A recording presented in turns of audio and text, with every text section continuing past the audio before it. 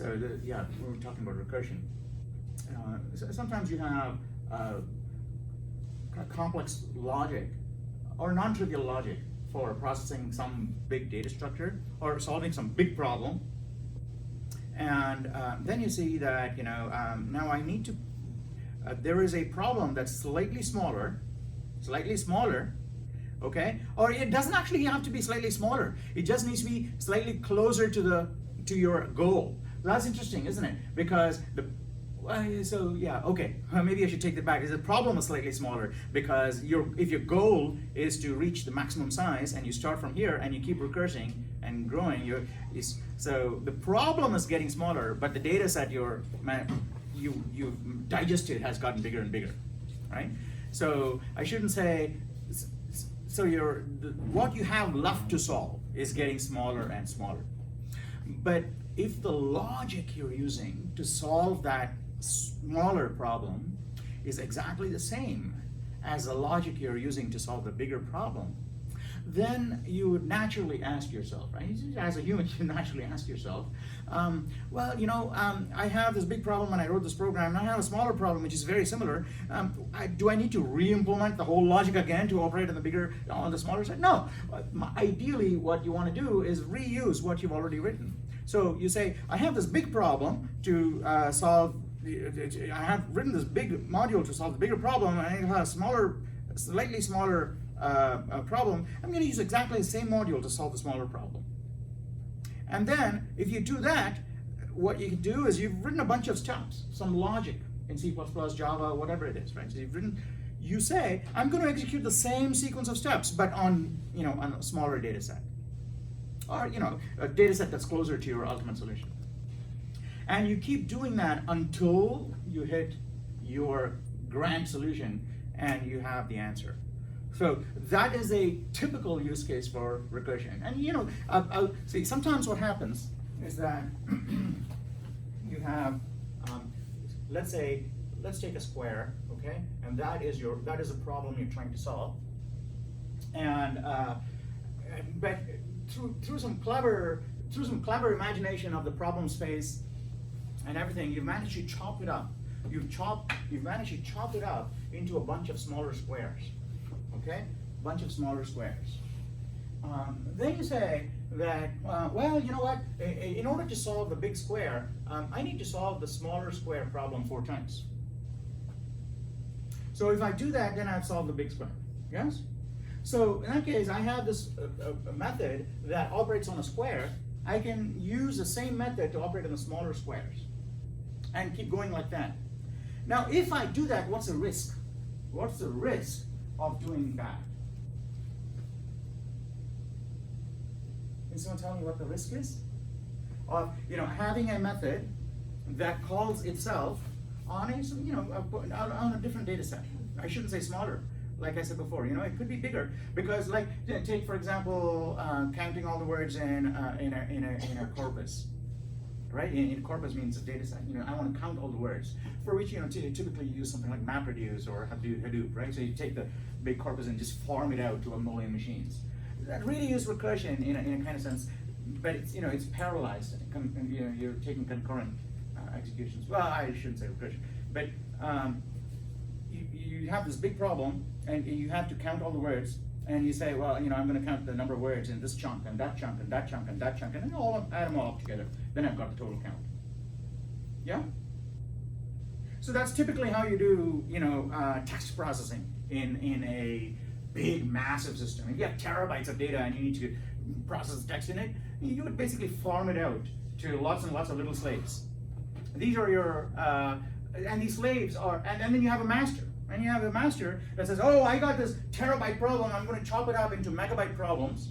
And the master does the chopping up. And it says, well, I've got this now, I've got a megabyte, I've got a million megabyte problems for a terabyte problem. So I just need a million little worker bees, right? And so it'll ask a farm of service, saying, okay, all of you guys, every time you're free, come here and take this little problem and solve it for me. Right? And it'll give it out. And so it gives it out to a million worker bees. They'll all solve their little problems and give you back the solutions. And all the master has to do is just maintain a global counter and say, oh, you're done? Okay, let me update my counter with your results. You're done, I'll update my counter with your results, and so on and so forth. And basically, you've got a lot of people solving your problem for you, and you're just updating your global thing, right? So that really is the heart of something like MapReduce. And people were doing that for a long time, even before Google came out with this formal framework for MapReduce. We were doing that at SRI, for example, processing terabytes, at that time it was gigabytes of speech data and so on. But I think what Google did was, you're doing exactly this high-level philosophy, or principle, or architectural framework, where you take this big problem and chop it up into big pieces, small pieces that don't require. So here's the important thing, right? So when you're processing one chunk, that should not require input from the processing of another chunk. They should all be independent, because only if they're independent you can farm them out to separate worker bees, because they can go anywhere and solve it, right? Because if they're independent, this guy cannot return his or her result to me until he gets the result from some other chunk. That is messy, right? There should be no coupling between these little chunks. So then it's a perfect candidate for MapReduce, right? Because you can farm it out. So, so what Google and many other companies at that time, right, said was, this is what we're doing, and you do it in C++, you do it in Java, you do it in Python. There's different ways you can do it, different ways you can chop up the thing. So let's just basically abstract this whole thing out and create a framework, and say, well, this is the framework which you're going to split up the tasks, and so that framework was what they call MapReduce, and it's pretty much agnostic to the actual problem at hand, as long as you supply the individual plugins that know how to handle that. So if you're processing text, the master knows how to chop up this terabyte document into little text chunks. If you're processing speech, the master knows how to chop. So as long as you provide the plugins to chop it up in a meaningful way to you, and you provide the logic and the worker bees to process the individual chunks, then then you can use exactly the same framework. So the framework that basically says, I got a big thing, I'm going to chop it up, give it out, take out the results, and aggregate the results and give it back to you. So it is a kind of recursion. But ultimately, what all of this recursion boils down to is that if you can shoot yourself in the foot if you don't have a termination condition, because as we saw before when we're doing functions, what happens every time a function is called? The stack, the context, the environment, variables, everything is pushed on the stack. And then a new frame is opened on the stack in which all the local variables, the automatic variables, the context of the new invocation is stored on the stack on top of that. Whereas the old one hasn't died, it's still there on the stack, right? And then you recurse and call yourself again another frame. And so if you can imagine now, if you're processing a massive vector recursively, like Christopher, right? If you're processing a massive vector, you're going to have one stack frame for the very first vector, very first element. When you go on to the next element, that stack frame is still there, and you're going to have another stack frame. So if I have 1 billion elements in the vector, I'm going to keep running out of stack space at some point. I'm going to throw a segmentation violation or a stack overflow error.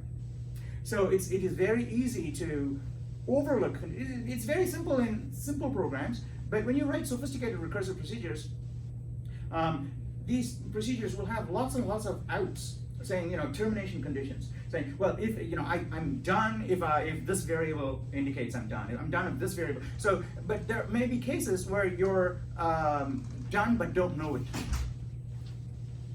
right? And if you're done and don't know it, you're basically screwed at that point, right? Because isn't it? That's the case in life too, right? When you're after something and you don't know whether you've got it or not, you're just going to keep slaving away. So, and it's the same. So, and the reason I want to talk about mathematical induction is because it's closely tied to recursion in many ways. Not only to do with how you design recursive procedures, but also later on in 2B and 2C, when I come and say, well, you know what, you can this procedure will, if you give it data that is n items big, it is guaranteed to complete in n squared log n time, or something like that. I make a claim, a wild claim like that. And whereas out in the industry, everybody knows, or everybody believes that the best solution we have to that is cubic, n cubed. And I came up and said, no, it doesn't have to be cubic. It's actually n squared log n. So n squared log n is much better than n cubed because it's the same. You get the same similar kind of improvement, like going from linear to logarithmic, because one of those factors has been reduced from linear to logarithmic, right? So, but I make the wild claim like that because I have an intuition. And then you ask me, how do you know that? How do you know that it's n squared log n? How can you prove it? Now, there's two ways I can do that. I can say, well, I can prove it analytically. Analytically means I start from the bottom up and then I build up the solution slowly. This is derivation, right?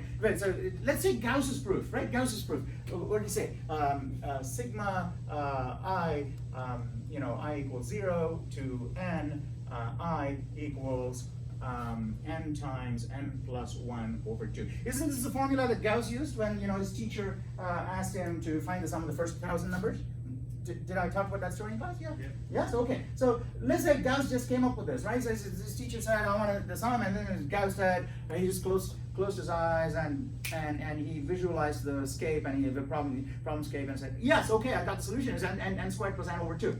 Right? And so there's no way the teacher, especially it's a 9-year-old.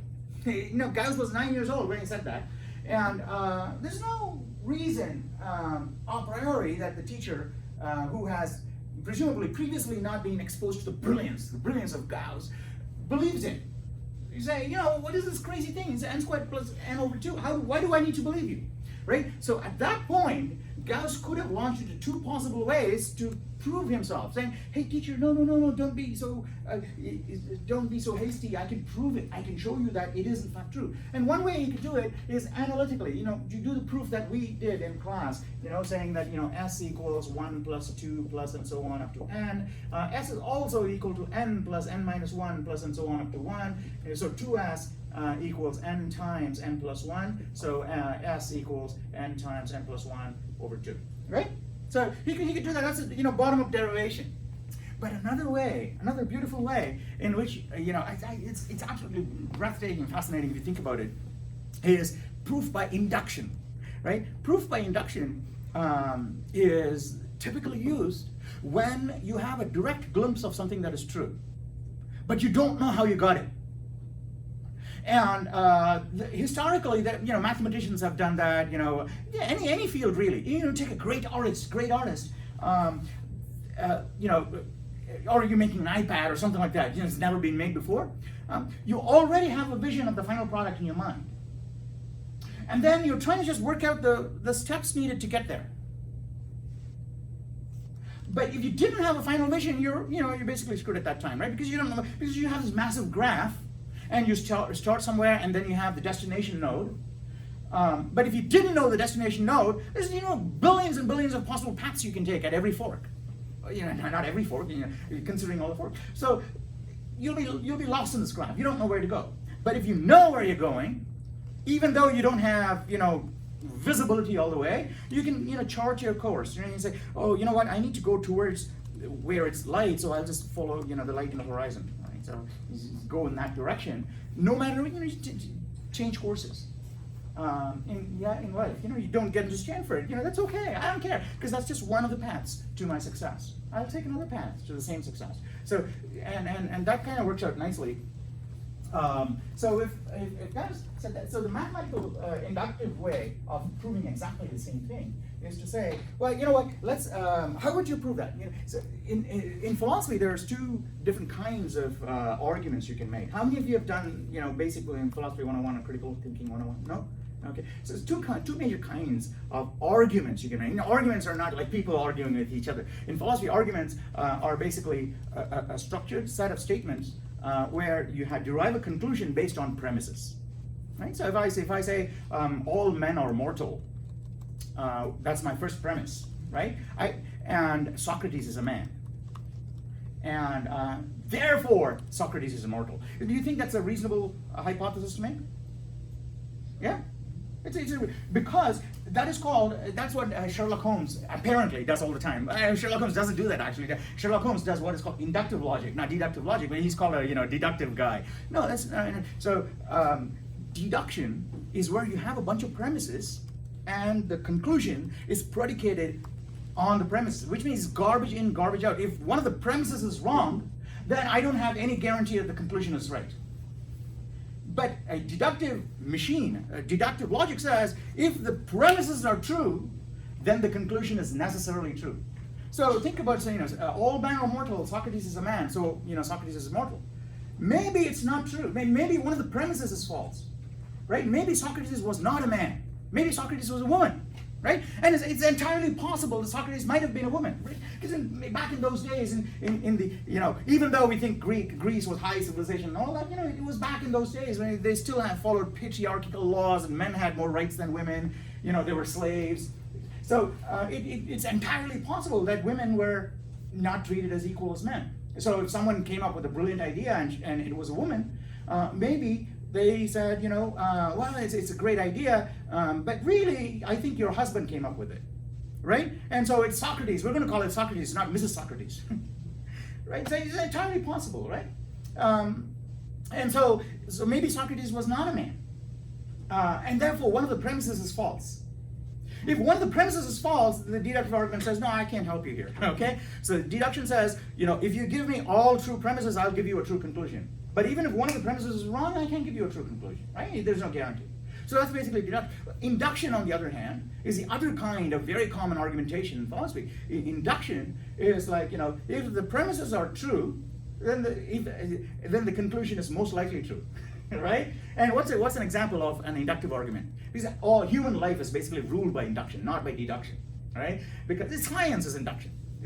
Mathematics and logic are deductive mostly, right? Because you derive absolute truth. There's no way something you derive in mathematics, if you prove it to be true, it cannot be untrue, right? But in science, we go with what we know is the best truth of any moment. Until Einstein came along, Newton's theory of gravitation was true. But Einstein said, it doesn't explain Mercury's aberration in the orbital, in the shape of the orbit. So we say that we live with the best truth that we can find out. That's the beauty of science, and it gives you an opportunity. Science gives you an opportunity to test for and find out if what you believe is true is not true.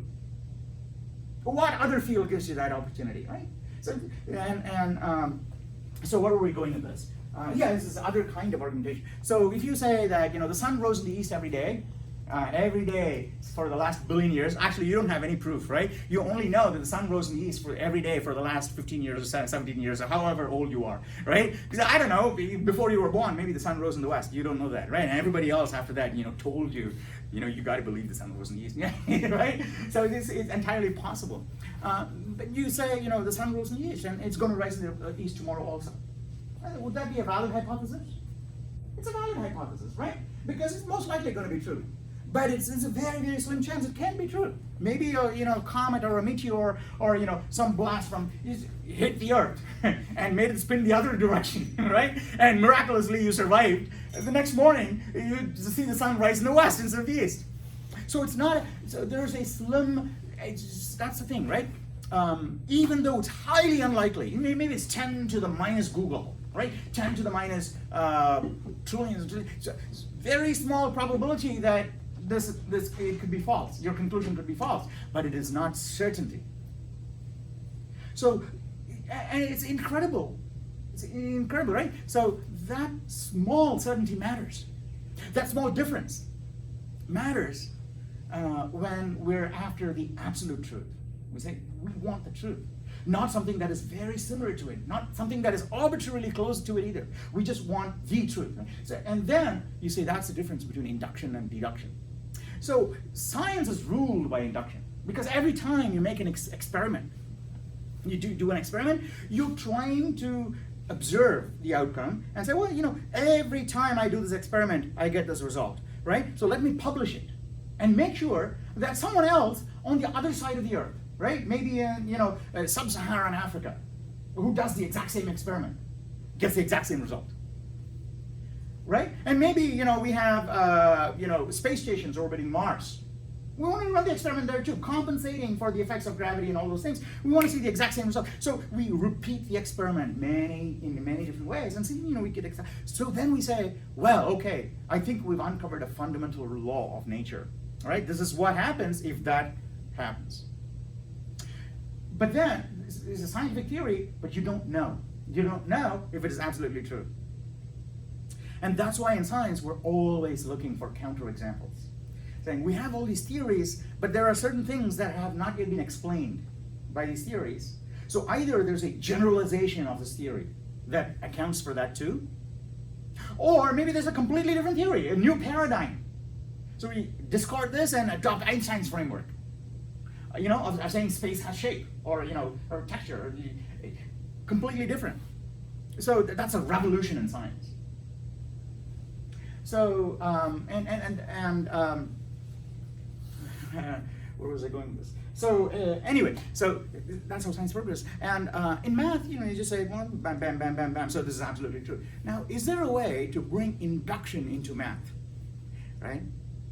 And there is. And the beauty is that when you bring induction into math, even though in science it only gave you approximate truths, in math you can make it give you absolute truths. Using induction, how is that? So there's two parts to mathematical induction. I don't know, you guys are you learning about math induction in your math classes? Yeah. Or have you learned math induction? Mm-hmm. Right? So mathematical induction is basically inductive logic applied to math, and it's two parts. One part says that, I'm going to divide this into two parts and say this part here, this part is going to be called the inductive part. Okay? Inductive part, and this is going to be the basis. Okay? Now, the inductive part is purely logic.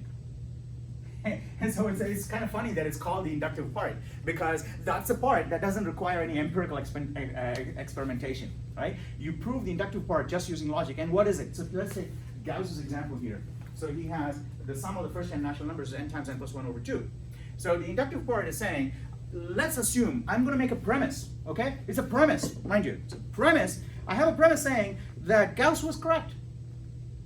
That what he said was true. Let's assume what he said was true, right? You're making that assumption without knowing whether he's true or not. You got to be, in order to appreciate this, right? Is stay very closely in step with me, because it is actually a brilliant realization here. It's beautiful, right? So you're going to make an assumption saying, I'm going to give Gauss the benefit of the doubt and assume that he's right, although I don't know yet whether he's right or not. Okay? Now, if he's right, then I know that Sn, which is basically the sum of the first n natural numbers, is n times n plus 1 over 2, and I'm going to believe that. For now, it's a tentative belief. I don't know for certain, but yeah, I'm going to believe that for now. Now, if Gauss was true, given that I assume that this formula is correct, what would be S of n plus 1, right? So, in other words, I'm asking, if Gauss was true, and I know that Sn is n times n plus 1 over 2, in that case, what would be S of n plus 1? Which means the sum of the first n plus 1 natural numbers, not n natural numbers. Yeah? So how would I calculate that? If he was true. If he was true, yes. If S of n is true, you can just add an n plus 1. Yes, exactly. Thank you. All right. So we know already that Sn, which is 1 plus 2 plus and so on up to n. That's Sn, right? Sn plus 1 is basically all of this, right? Sn plus n plus 1, isn't it? It's the same. Okay, so let's add n plus 1 to this. So if Gauss was true, S of n plus 1 should be n times n plus 1 plus n plus 1. Is that right? Yeah? If he was true. Right, okay. So let's simplify this a bit, right? N plus 1 is common, so we can factor it out. So what do you get? N plus 1 times n over 2 plus 1. Yeah? Factor it out. So what's n over 2, n over 2 plus 1? So it's basically n plus 1 times n plus 2 over 2. Yeah. Yeah? And that is nothing but n plus 1 times n plus 1 plus 1 over 2. And if you applied Gauss's formula, to S of n plus 1, do you get that? Yeah. Right? So I've now proved that if Gauss was right, S of n plus 1, I actually get what Gauss's formula gives me for S of n plus 1, even if I derive it. Okay? So that is, and there is no two ways about it. You proved it. Yes, that's 100% true, right? This, using logic, you've shown, mathematical logic, you've shown that the formula, if he was true for n, he has to be true for n plus 1 also. That's the only thing you've proved. And that sentence is very important, because I'm saying, if Gauss was right for Sn, then he is also right for Sn plus 1. Is that okay? Okay, now what is the gotcha in that statement? Right, you know, technically that's fine, right? That's a proof. The teacher could be happy at that point and say, I'm done, right? Gauss has been proved. No, the teacher didn't say that, let's say, or right? So what's missing in that statement? What is missing in that statement for, you know, in that logical statement that I've made, or derivation, the conclusion that I've arrived at, right? So I said, if Gauss was right for n, then he's also right for n plus 1. Okay? Is that sufficient information for me to believe that Gauss is always right? Well, we don't know if Gauss was right just for the first n numbers. First, we don't know if it's not forget about first. We don't know if he's right or not, right? Yeah. Because so think about how, you know, deductive logic works. Deductive logic says that if the premises are true, the conclusion is true, right? So we started off with a tentative belief in Gauss. Saying, you know, I don't know, but let's assume that he was true. So this entire thing that you derived could actually be wrong, because Gauss was wrong in the first place. So how can you now tell that Gauss was actually right? So all you have to do at this point is find what is called a basis case, and in order to prove Gauss's basis case, you do what science does, which is not inductive logic, but deductive. It's not deductive logic, but inductive logic. You're actually going to experiment physically, or, you know, manually, or something like that. You're going to experiment to establish that Gauss is in fact correct for at least one number. Okay? So maybe you try it out for, you know, let's see if Gauss was true for n equals 3, right? You can try it out, because you don't know if he's true or not, if he's correct or not. Let's try it out for n equals 3. So it's 1 plus 2 plus 3. Let's try Gauss's formula. Should give us 3 times 4 over 2, right? That is 6, right? 6. So 1 plus 2 plus 3 is 6. Oh yes, so Gauss is correct for, you know, 3. 1 plus 2 plus 3. But the statement, the grand statement we're trying to prove is that, you know, not that Gauss was correct for one number or 10 numbers or 15 numbers or 100 numbers, for infinity, right? Any number of numbers, Gauss is correct. You know, it's a very strong statement, right? You're trying to make a statement about things you've never seen based on things you've seen. That's what science is really, isn't it? Science is making small observations and making predictions about the universe, you know, most of which you haven't seen. That's machine learning. Later on, when you master C++ or Java or Python, the cloud, and you go on and start using machine learning services, that's essentially what we're trying to do, right? Machine learning, you know, people talk about machine learning as it's the buzzword of the day, right? But at the end of the day, you just split it up, you know, there's a machine and it's learning. What is it doing? So it's just basically observing lots and lots and lots of data, and then, you know, tweaking its internal parameters so that later on, when it gets new data, it gets lots and lots of data, and also being told what that data is. So it kind of learns, right? So if I, for example, I show you a picture of a cat, right? And then Cassie says, oh, yeah, what is it? And I say, that's a cat, right? I show you another picture. That's another cat looking in a different angle, right? Upside down cats, you know, cats doing, all kinds of things. So different versions of cat pictures. And then I show you a bunch of dog pictures and car pictures and say, those are not cats, that's not a cat, that's not a cat, right? I don't have to say it's a dog, you know, keep the classification simple. So what Cassie does is internally build up an image of, you know, all possible ways in which cat pictures could look. So that later on, I give her a picture of a cat she's never seen. She's able to look at the parameters that she's learned. And it's all statistical, really, right? So if I give you lots and lots, if I always keep saying okay in my, you know, every sentence I end with okay, okay, so you would eventually form a hypothesis saying, you know, why? Maybe I wouldn't do that tomorrow, but the probability that I say okay after every sentence is very high. And how would you know that? You only know that by listening to me lots and lots of times, And then the first time you listen to me, you say, okay, well, I don't know, it's 10 times, right? And you said the probability that that sentence ends with an okay is higher, higher, higher, higher. So you keep on building that, and eventually when you have a really good estimate, 90% of the time I say that, then you can make a prediction. Yeah? So that's what machine learning is. So random picture, and then Cassie says that's a cat. Never seen it, but you say it's a cat, right? That's because you've learned what a cat is. And that's how machine learning operates. So, so here we are. We're making a very strong statement about an infinity of numbers based on, just a few samples. And math induction lets us do that because now we know that Gauss is correct for 3. Yes? Yes? But I mean, isn't that the point of using variables though? Because if you use a variable instead of a specific value, you can say that it's true for whatever the scope of the variable is, because the variable can be... Oh, you're talking about programming? Well, even not just in this proof. Like n can be any natural number. So N can be any natural number. You've proved it for all natural numbers. No. I'm saying, n can be any natural number, but I don't know if so n can be any natural number. That's what Gauss said. Gauss said n can be any natural number. You can use this formula, Yeah. right? But that's what Gauss said. You're taking it at Gauss's, face value. You don't know if it's true or not. I mean, I suppose, but his proof is pretty deductive. No, it's not deductive. I mean, if you can do the deductive proof that way, by that way. Yeah. Yeah, but I'm saying, this is a very simple one, right? This is problems in which you don't have such a simple derivation. In computer science, like that thing, the proof of the runtime of a program, right? Okay, yeah. You don't have, sometimes the derivation bottom up is really hard. Like someone says, quicksort always does, this is actually a real proof, right? When you learn about quicksort, the average runtime complexity of quicksort is n log n. But the worst case complexity, and if you calculate it by hand, you get n squared.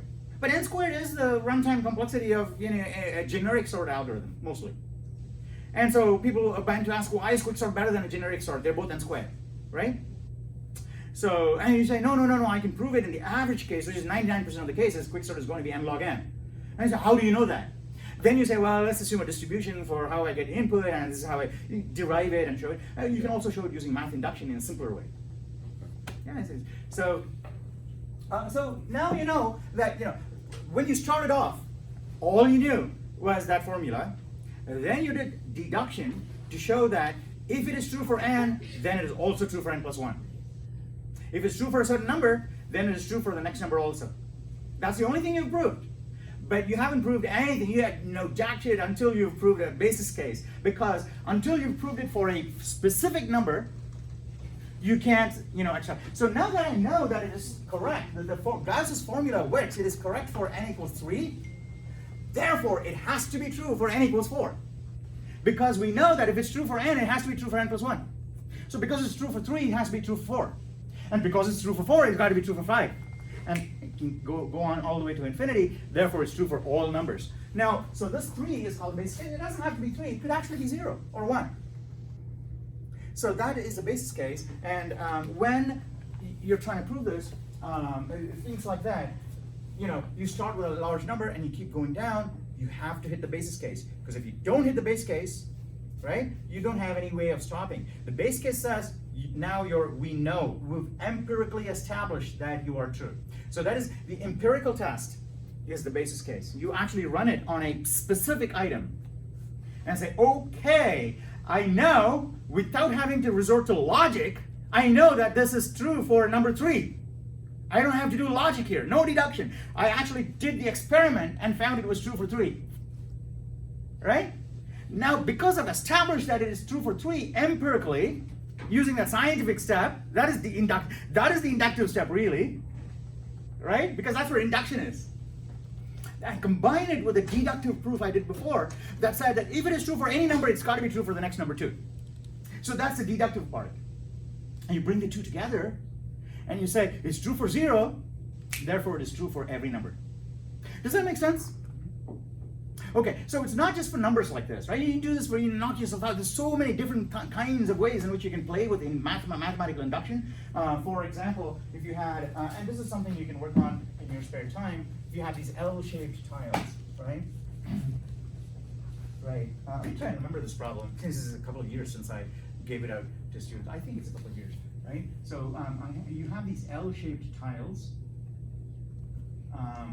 1, 2, 1 foot, 2 feet. Okay, that's 1, 1, 1. That's 2. That's those L-shaped tiles.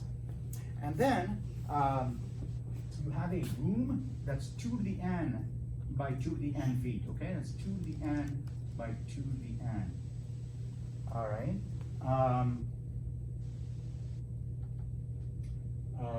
And then you have to prove by mathematical induction that the room can be completely tiled.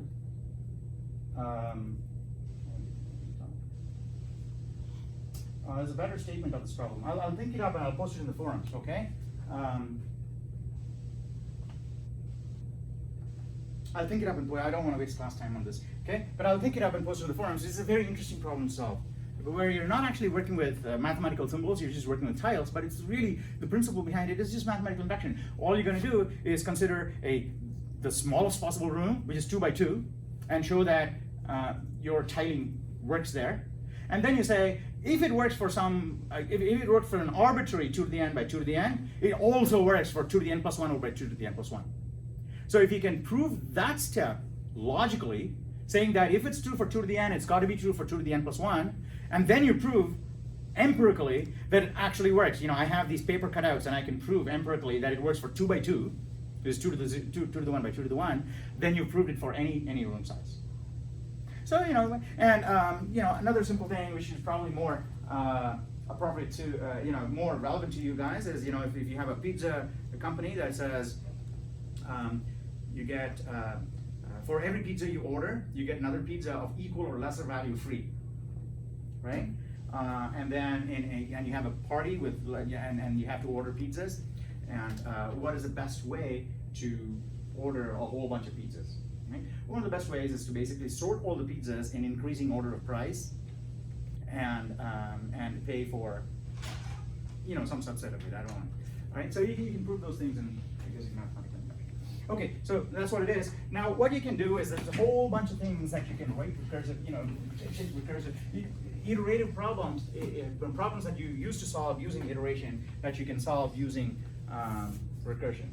As an example, if you want, you just take the sum of the first n numbers, right? So, and we actually did that too. Sigma n equals, you know, 1 plus 2 plus and so on up to n minus n, right? Up to n. So you can say that this is nothing but, you know, this is the same as sigma n minus 1 plus n. Yeah? It's the same, isn't it? Sigma n minus 1 plus n is the same as sigma n. Yes or no? Yeah, okay, thank you. But you guys have to be more, wake up. I know it's cold out there and it's early in the morning, but you gotta wake up. Yeah, you have a question? Ida? No. No, okay. All right, so, and take factorial. Factorial is, you know, a prime example that every book, every class, every teacher uses factorial, you know, n factorial. N factorial is basically n minus 1 factorial times n. So, or n times n minus 1 factorial. Yeah, because n minus 1 factorial is 1 times 2 times and all the way to n minus 1 times n gives you n factorial. So this is a recursive statement. It's basically a recursive statement of a bigger, you know, a problem. And you can do this iteratively too, right? You can do a loop, and in the loop you're going to basically say, you know, multiply these numbers.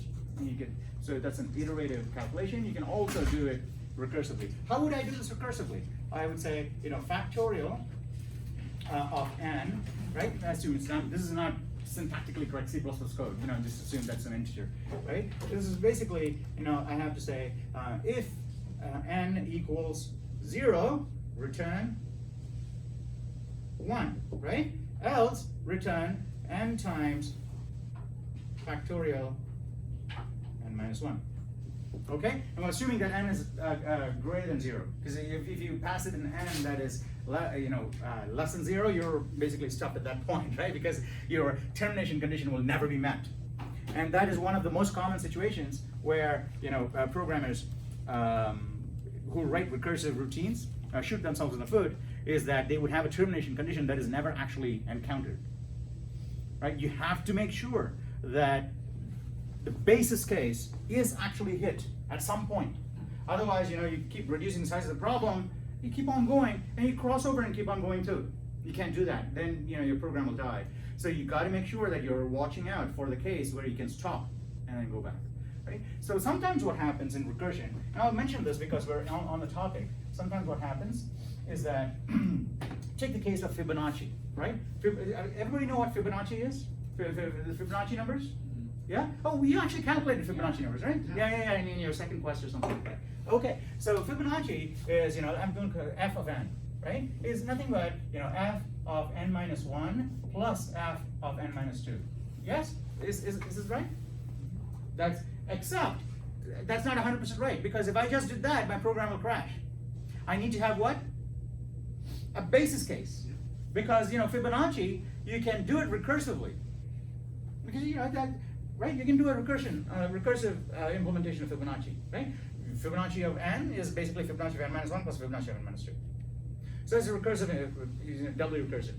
So you can do it that way, but that's not sufficient. You need to have a basis case. And a basis case is f of 1 equals 1, f of 2. Let's not start at 0, right? For now. F of 2 is also 1. Okay? So I say the first two numbers are 1. Those are your basis cases. If you ever hit 1 or 2, you don't have to recurse. You just return the value. Because if you recurse, then you're stuck. So make sure that's the basis. You have to hit the basis case. So if you have a statement of the Fibonacci problem like that, then you can solve it recursively. But if you do solve it recursively, you'll find that it takes enormous amounts of time to calculate the Fibonacci number for even moderately small, large values, like 50 or 60, right? You calculate Fibonacci of 60, it's going to take like an hour, I don't know, maybe a couple of days even, right? Depending on the speed of your computer. Why is that? Why does it take that much? Because sometimes when you implement recursive routines, you're trying to solve this problem, right? This big problem you're trying to solve, and it's not necessary that you chop it up into exact. So I just say, I'm going to chop up this problem into these squares, right? That's a square, that's a square, okay? That's a square, and maybe that's a square, okay? And that's a square. Okay, so I got squares like that, and they're all smaller squares. Aren't they all smaller squares? Okay, so I can still write a recursive method that solves a bigger square by solving all the smaller squares, because I cover the entire problem space. But the problem there is that I'm oversolving, isn't it? Oversolving I think is a very common phenomenon among young mathematicians, I found, and young programmers. I don't know. You always solve more than in your SAT exams, for example. Right? You have questions. Many times students run out of time when they're doing SAT questions, especially in math. Right? And I found the reason most of the time is because they're oversolving the problem. They're not reading the question carefully. They read the question, they skim through the question and they immediately form a hypothesis in their mind saying this is what the question wants. And they try to solve what they think the question wants. But the question doesn't want you to solve the whole world. The person thinks they got to solve the whole, they're trying to solve this big problem. Well, no, the question is actually asking you to only solve this. Right? So if you got to prove in a question that A is less than B, and that's all you need to prove. You don't have to calculate the value of A and calculate the value of B and say, oh, A is equal to 2 and B is equal to 5 and therefore A is less than B. That might take you like 5 pages of proof, right? Whereas, on the second page itself, you know that A is less than B. You stop right there. Don't oversolve the problem, right? So oversolving is a waste of time. And in this case, when you do recursion, when you have, and you take up a big problem space and you chop it up into little parts, if the parts overlap, then solving this square also ends up solving what? Parts of some other squares, right? So this part is actually done more than once. This part is solved more than once. And so you have this big problem, and you have these sub-problems that make up the big problem. It's not necessary for the sub-problem space to be an equivalence partition. An equivalence partition is when you take a big space and chop it up into disjoint sections, such that you can perfectly tile, no overlaps and no gaps. That's called an equivalence partition, right? So, but here it's not an equivalence partition. Many tiles overlap. You still end up solving the whole problem, But you just, wasted a lot of effort because there's a lot of over solving there. You're solving the same thing more than once. Where does it happen in Fibonacci? So when you're solving Fibonacci, where does the over solving happen?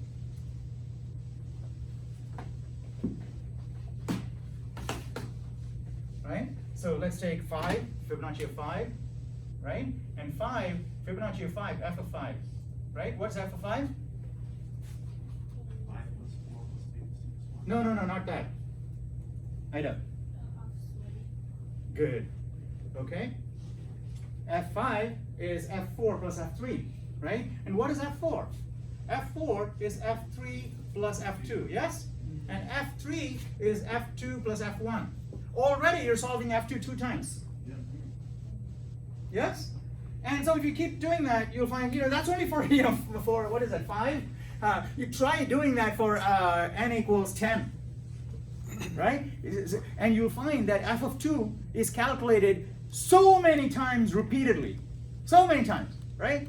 In fact, it is calculated an exponential number of times. You can say, f of 2 is calculated 2 to the n times, or approximately 2 to the n times. This is slight differences, but it grows exponentially. And what is the point? What's the point of doing useless work that you already know the result of repeatedly, unless you're in the mode of trying to get in the right? Repeated thing and memorize it. So there's a lot of oversolving. That is what causes your Fibonacci to slow down. How would you address that problem? So you got this problem, big problem, you chopped it up, it is overlapping in a lot of places, and you cannot, for the life of you, figure out an equivalence partition, right? Meaning that you cannot come up with a way in which you can chop it up into neat pieces that are disjoint from each other, so there's no oversolving. If you do that, you're set, right? Because you can just use your recursive procedure like that and it'll work. Are you cold? Right? So yeah, I'm not cold. You can use my jacket until then. There you go. All right. So yeah. So if you have overlapping problems, you're wasting computational resources in solving the same problem over and over. So how can you address that problem? How can you get around that issue? Can you think of a way in which you can get around that issue of oversolving the same thing over and over again? Cheyenne. Yeah, okay, thank you. All right. It's a simple, straightforward solution, right? So once you solve it, if it's going to be exactly the same the next time you solve it, why go through the trouble of solving it again? You know what the result is, just remember the result, right? So you keep a table. Keep a table where you say, if this is the problem and that's the solution, I'm just going to store it somewhere. So next time I have to solve the same problem, I'm just going to look up the table instead of solving it. So what is that called? That is called memoization, because you're writing a little memo, right? So I saw this, so it's called memoization, not memorization. Actually, it is memorization, really, isn't it? Or caching, right? Caching, that's what caching is. Right? So memoization is, storing intermediate results so that later on you need to look it up. So then your recursive procedure becomes table-driven. Most of the time, you're looking up the table rather than calculating something. In fact, for Fibonacci, right? So that is called dynamic programming. Okay, so you'll hear the word lots and lots of times. And when you go to interviews at companies, they give you a problem and they expect you to, and you go to lead code, right? There's a lot of lead code problems that are dynamic, you involve DP. It's it's dynamic programming. No, dynamic programming is just, memoized recursion. You just, you have a big problem, you can break it up into small problems, and then you know that the problems overlap. So dynamic programming is just a recursive approach applied to a problem space in which the partitioning results in overlapping subproblems. If you don't have overlapping subproblems, you can just use straight recursion. And it's not going to give you a win. Dynamic programming will do exactly the same thing as straight recursion if you don't have overlaps, if they're disjoint. Right? It's exactly the same, because there's nothing to remember. But if you have something to remember, if you have overlaps, then you can do, table. That's, so dynamic programming, I don't know why it's called dynamic programming, right? There's nothing dynamic about it, right? I think there's two researchers on the East Coast, I think, Bellman and Ford, when they first popularized this algorithm. They didn't come up with the algorithm, by the way. Many things, even in computer science, right? Even the Pythagorean theorem. We say Pythagoras invented it or discovered it. No, he just discovered it. It was always there. Other people and other civilizations, lost civilizations, they've discovered it. They found it. They used it. They built these monumental structures. How could you say these great things were built without knowing Pythagoras? Yeah, that's impossible, right? So people have done that, but as humans, we need a role model. We need someone, say, oh, that was a human and they did that, right? So we have something. We like to put names and places on things, and that's why we say Peter. So these things have always been around. And likewise, Bellman and Ford came up with this algorithm, or popularized this algorithm, and then it became called, I think it was called the Bellman-Ford algorithm for a while, and then they used the word dynamic programming in their paper. And so it became called as dynamic programming ever since then. There's nothing really dynamic about it, other than the fact that it's really just cool. Just like decision trees, right? In machine learning, decision trees became very popular, I don't know, 30 years ago. 30 years ago when I was, actually, I entered grad school much later than that. Well, let's say 20 years ago, right? 20 years ago,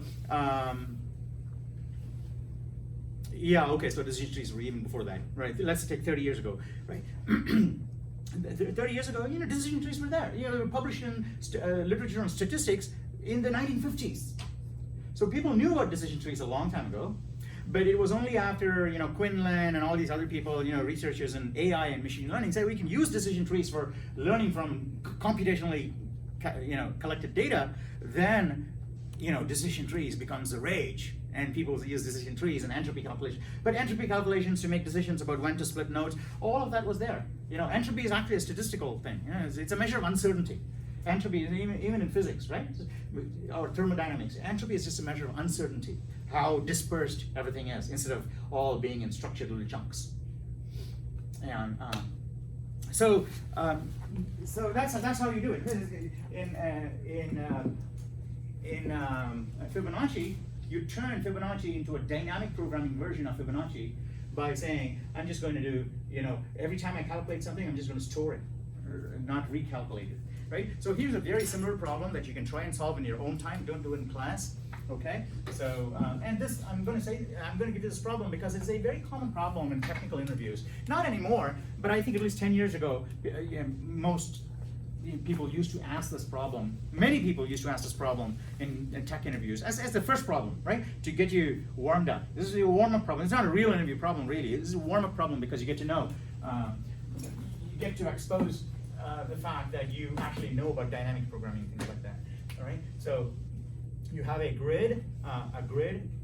Let's say that's n by n. Okay. It doesn't have to be rectangular square. It can be rectangular. Okay. It's a grid, and you got a robot here. A robot in the top left corner. Okay. And there is an ice cream cone. Right. This is a robot that likes ice cream. Okay. All right. So there's an ice cream cone in the bottom right corner. And let's say that some of these squares are actually blocked off. That's blocked off. Random, okay? You don't know which squares are blocked off. Only at runtime, right? You only know at runtime which squares are blocked off. Okay, so if a square is blocked off, you cannot enter the square. And your problem is to find the total number of different ways, different paths, right? Total number of different ways in which the robot can get to the ice cream cone, right? So one way is this, right? That's one way. Yes, one. Another way is this. Right? Another way is this. And so on. So how many different ways are there? How many different ways are there? How many different paths are there to go from the top left to the bottom right? Okay? So this is a problem you can solve using 2D matrices, for example, in C++. Yeah. 2D matrices where certain cells are actually marked as you cannot enter. And so try and do that. Try and do that and discuss it in the forums. Post this problem to your, fellow classmates online, and they will all enjoy it. And it's a very interesting problem. Piers, you have a question? Are you not allowed to backtrack? You can't backtrack, and the only way you can move is either to the left or down. You can't go up or to the you can move right or down. You can't go left or top. Okay. Yeah, and no diagonal. You can't go diagonally, right? Or you'll end up in diagonal alley. All right. Okay. So is that good? Everybody okay? So all right. So that is basically your recursion. Now what we'll do is we'll do a little demo in which I will show you a couple of ways. Do you want me to do the demo, or do you want to take like 10 minutes to implement factorial recursively, and what's the other thing? And some of the first n natural numbers. It doesn't have to be the sum of the first n natural numbers. It could be an arithmetic progression, right? It could be a plus d, a plus 2d, and so on. Even that you can do recursively, right? Because Sn is basically Sn plus Sn minus 1 plus d, right? So that's a recursive statement. Ida is looking puzzled. Okay, so if my arithmetic progression is a comma a plus d comma and so on, a plus 2d, a plus 2d, okay, plus and so on, yeah, then I can say that the sum of the first n terms is basically a plus d plus a plus 2d plus and so on up to what's the last term here? Someone tell me that? Huh? Thank you. All right. Okay. Again, that's a source. It's a very common source of errors. Whereas some of the first n terms say s plus nd. No, a plus nd. No. It's you're starting at 0, so it's got to be n minus 1. If you're a C++ programmer, you would know that because array isn't stored at 0, right? So that's that. You can basically say s of n is nothing but s of n minus 1 plus d. No, plus a plus what is it? A plus nd. A plus n minus 1. Right? That's a recursive statement. So you can knock yourself out and try and do one of these. So do you want to do that, or do you want me to do that? Because these are like 3-line methods, right? It's 3 lines. You can write all of these in just 3 lines, including the declaration. The definition of the function is not more than 3 lines. We did that in the quest too. We did that in one of the quests. Recursively. Yeah, we did arithmetic You did this. progression. You did this recursively. Yeah. You implemented a recursive solution for this.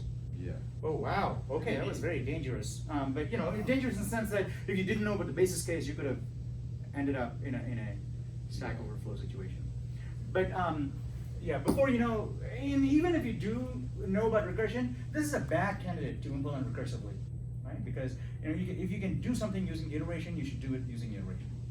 The thing with recursion is that recursive code is all pretty and nice and intuitive. You can look at it and know immediately what's going on because right? You can say, I'm solving this big problem, I'm going to solve these 2 smaller problems and 2 small.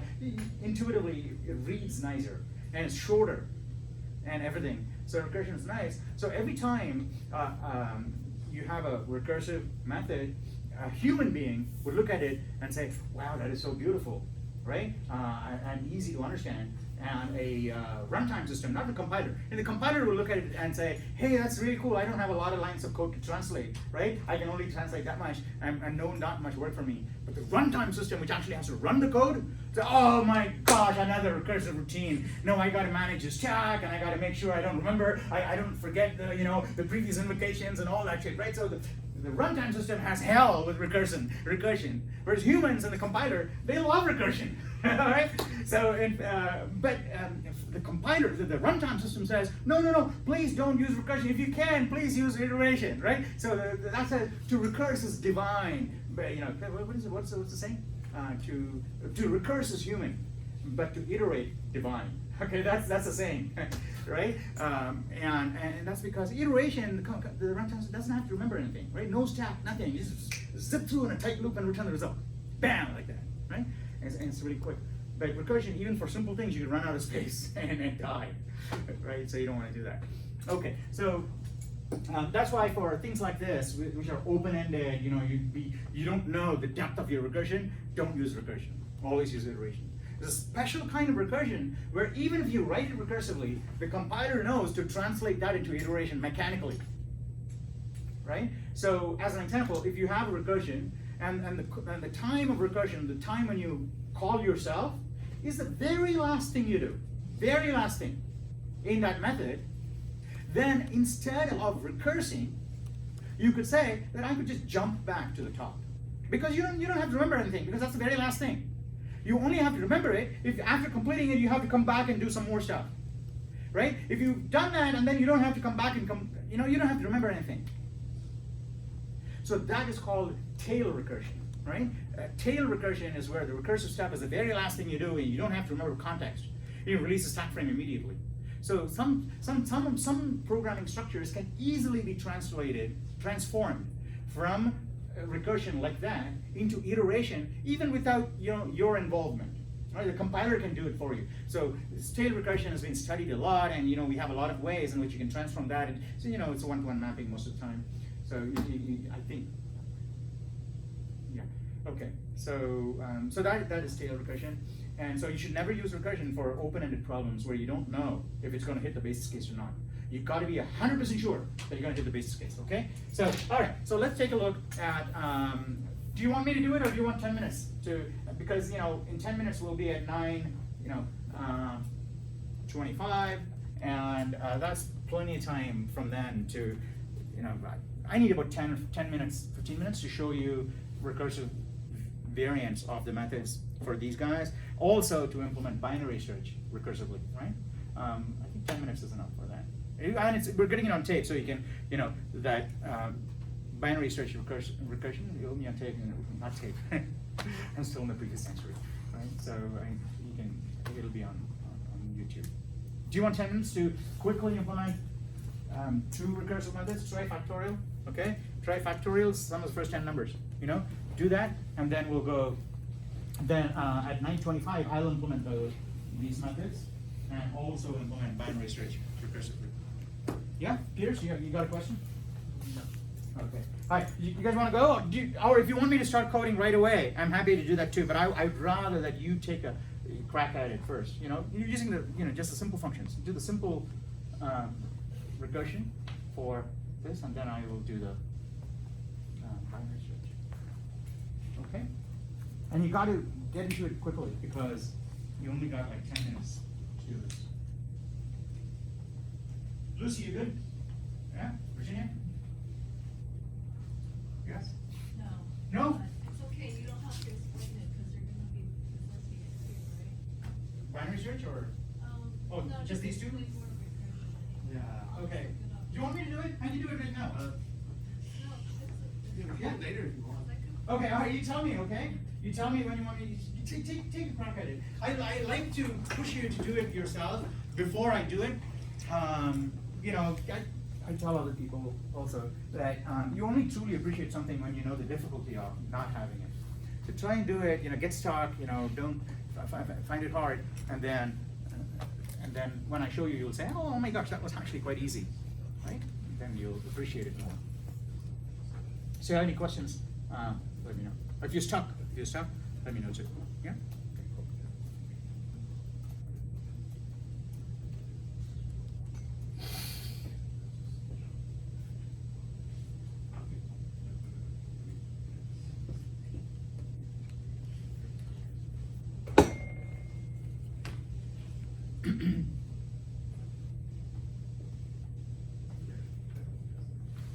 Yeah, things you do are factorial. Factorial. Forget about Fibonacci, just sigma and, right, these two are enough. And do those using recursion.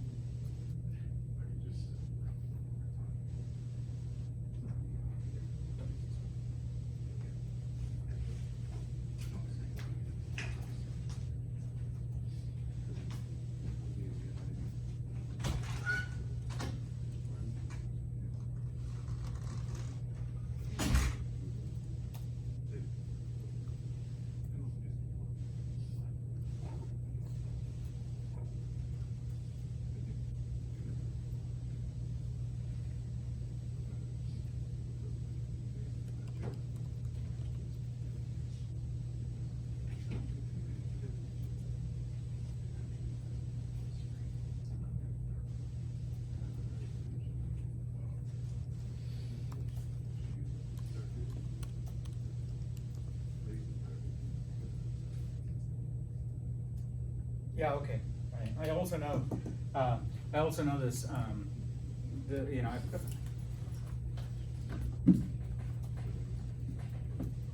I can also describe the problem for the tiling problem, right? It's basically a 2 to the n by 2 to the n with one little square removed on the top. And the challenge is to say that I can tile it perfectly with that one square removed, right? With the L-shaped tiles. I'll post it in the forums. Or you can actually stop the recording when we're not doing